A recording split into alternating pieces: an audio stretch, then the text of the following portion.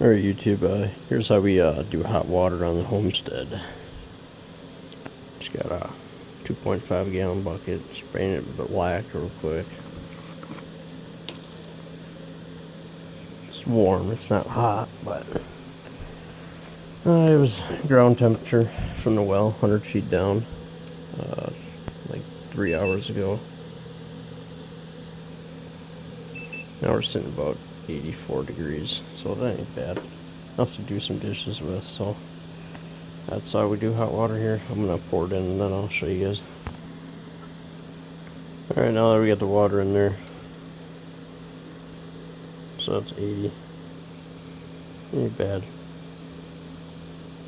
Enough to do some dishes with, rather than running that propane and heating the water. So there it is. That's how we do it.